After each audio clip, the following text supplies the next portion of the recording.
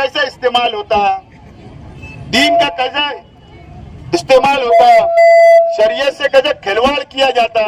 मौलाना एक वक्त तो भेजकर ये सुन लेते और उसके बाद हिमायत दे दे तो अच्छी बात से होता हुआ दोबारा मैं आज गांधीनगर चौक पहुंचा हूं। बस ये बात बिल्कुल सच है कि कल मैं यहाँ नहीं रुका था, सैलानी चौक गया था। बहरहाल सबसे पहले तो मैं रोशनाबाद, पाशु नगर, संजय गांधी नगर, गांधीनगर, अयूब नगर, इस इलाके तड़वी नगर, तवक्कल नगर, इस इलाके की आवाम का, अमनपुरा जिम्मेदारान का मैं आज शुक्रिया अदा करने के लिए यहाँ पर आया हूँ। यहाँ के जो हमारे जिम्मेदारान हैं, हमारे जो जाबाज कार्यकर्ता है, जाबाज सिपाही है, आप लोगों ने बहुत मेहनत की, अपना वक्त दिया, इलेक्शन को लड़ा, गली गली आप लोग गए और जबरदस्त इलेक्शन आपने लड़ा, इसमें दो राय नहीं है। बहरहाल हम इलेक्शन हार गए, सिर्फ और सिर्फ जो पेटी की वोट अगर देखे तो सिर्फ 76 वोट से हम लोग इलेक्शन हारे, सिर्फ 76 वोट से, और पोस्टल वोट मिलाकर हम 162 वोट से इलेक्शन हारे।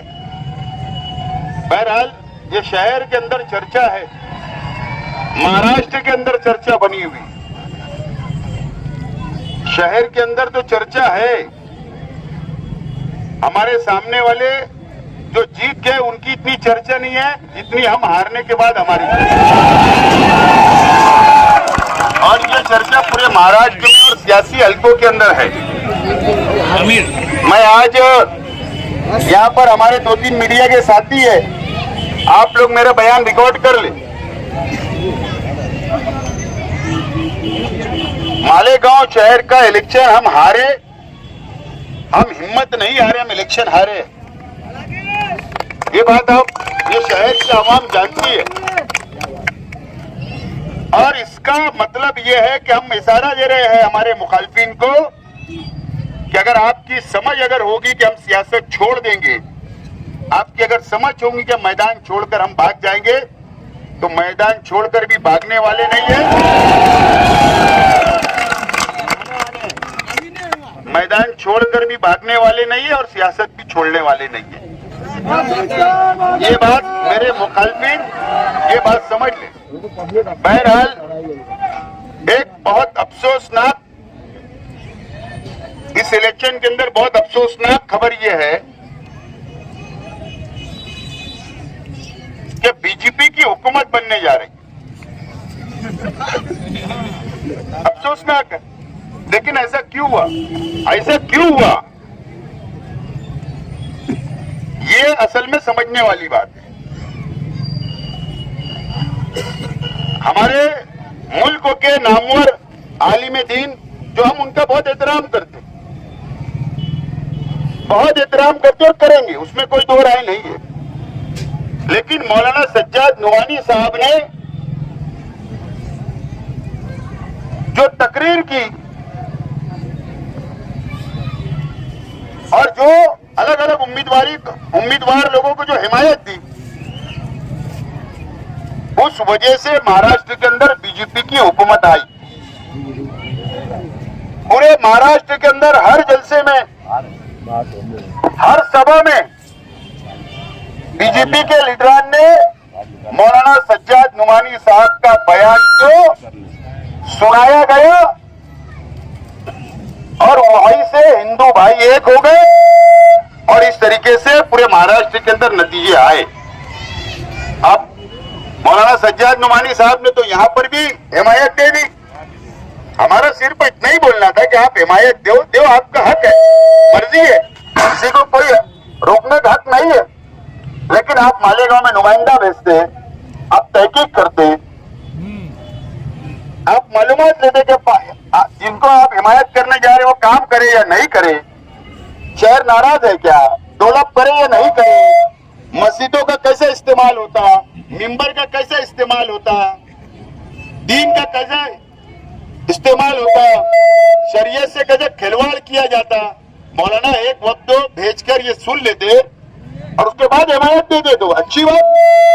बिना समझे मौलाना ने मालेगांव में भी हिमायत दी और अलग अलग इलाकों के अंदर मौलाना ने हिमायत दी और मुंबई की भी 2 सीट के ऊपर ऐसी जगह हिमायत दी जो मेरी मालूमात है, हो सकता गलत है। अगर वो गलत निकली तो मेरी बात मैं वहां वापस लूंगा कि 2 ऐसे उम्मीदवार थे जो पहले बीजेपी के थे, बाद में राष्ट्रवादी शरद पवार गठ में गए और वो शख्स ने 4 महीने पहले कहा था कि मस्जिदों को तोड़ दिया जाएगा, उनको भी हिमायत दे दी इन्होंने। एक और कोई है, वो बंदे ने भी मुसलमानों के खिलाफ जहर उगला था, वो कोई सेकुलर पार्टी में गया, उसको भी हिमायत दे दी। तो बोलने का मतलब अगर आपके बयान से, ठीक है आप आलिम हो, आपका रुतबा आपका एहतराम अपनी जगह, लेकिन जो बीजेपी की हुकूमत आ गई, अब जो महाराष्ट्र के मुसलमानों को तकलीफ होगी इसका जिम्मेदार कौन? कौन जिम्मेदार?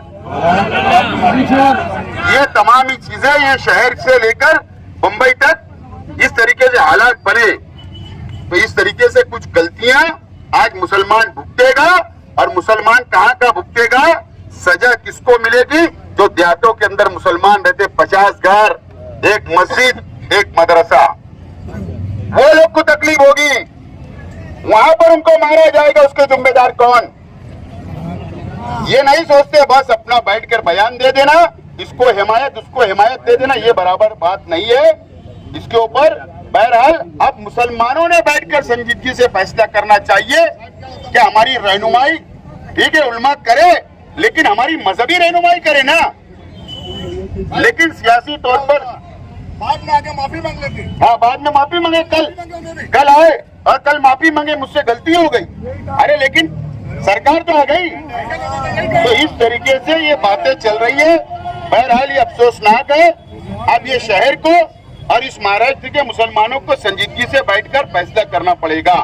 बहरहाल हम आज, मैंने कहा कि हम इलेक्शन हारे, हम हिम्मत नहीं, मैं आज आप लोगों का शुक्रिया अदा करने के लिए यहाँ पर आया हूँ और बहुत सारी बातें अब मुझे बोलना है, लेकिन मैं जुमा के दिन, आने वाले जुमा के दिन 8 बजे हजार खोली ऑफिस पर मैं बड़ी मीटिंग रख रहा हूँ।